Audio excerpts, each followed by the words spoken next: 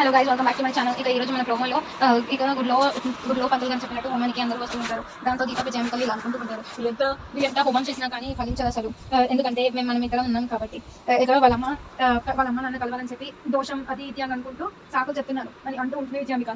ఇంతకీ అత్తే వస్తుందంటావమ్మా అని అనగానే ఏ అవసరం లేనప్పుడే ఎగేసుకుంటూ వచ్చింది, ఇప్పుడు మా తమ్ముడు పిలువగానే ఎందుకు రాదు అని అంటూ ఉంటుంది విజయాంబిక. ఇక అంతలో అటువైపు నుంచి విరూపాక్షి వస్తుంది. విరూపాక్షి అలానే వచ్చి సూర్య అని అంటూ ఉండగా ఇక నాతో అలా చూసుకుంటాడు సూర్య. ఇక చాలా థ్యాంక్స్ సూర్య, ఇప్పటికైనా భార్యనని గుర్తించినందుకు అని అనగానే ఏం మాట్లాడుతున్నావు నువ్వు, ఇప్పుడే కాదు ఎప్పటికీ నేను భార్యలా అంగీకరించను అని అనగానే విరూపాక్షి అని చూస్తూ ఉంటుంది. ఇక్కడ నువ్వు అపరూప తల్లిలానే వచ్చావు, నాకు భార్యలా కాదు అని అంటుంటే అపరూపకి తల్లైనప్పుడు నేను నీకు భార్య కాకుండా ఉంటాను అని అనగానే ఆపుతావా, ఇక్కడ వచ్చింది మనము దోష నివారణ కోసం, అపరూపకి గండం ఉంది లేకపోతే తనకి ప్రాణగండం ఉందని చెప్పారు పంతులు గారు, అందుకే నేను తెచ్చాను అని అనగానే షాక్ అయిపోతూ ఉంటుంది విరూపాక్షి. దాంతో ఇక అపరూప తల్లిలాలను నన్ను తెచ్చినందుకు చాలా థ్యాంక్స్ అని అనగానే ఇక పంతులు గారు మీరందరూ బట్టలు మార్చుకునండి, వస్త్రాలు వేసుకునండి అని అనగానే అపరూప వాళ్ళమ్మని రాజు వాళ్ళ అయ్యగారిని తీసుకుని బట్టలు చేంజ్ చేయడానికి వస్తారు. దాంతో ఇక విజయామి వాళ్ళు చాలా హ్యాపీగా ఫీల్ అవుతూ ఉంటారు. మన ఫస్ట్ టైం ఫలించేటట్టుంది దీపక్ అని అనగానే అవునమ్మా అని అంటూ గుర్తు చేసుకుంటూ ఉంటారు. వాళ్ళు వేసే వస్త్రాలకి ఒక పౌడర్ పోస్తూ ఉంటారు. ఇక ఆ పౌడర్ పోయడం వలన అగ్ని దగ్గరికి వెళ్తే కాలి బుడిదైపోతారు. దాంతో ఇక వాళ్ళ ప్లాన్ గుర్తు చేసుకుని ఇంకా చాలా హ్యాపీగా ఫీల్ అవుతూ ఉంటారు. ఇది తెలియక అపరూప వాళ్ళు చేంజ్ చేయడానికి వెళ్తారు. ఇక మరి అపరూప వాళ్ళ పేరెంట్స్ ని కాపాడతారా, ఏం జరుగుతుంది నెక్స్ట్.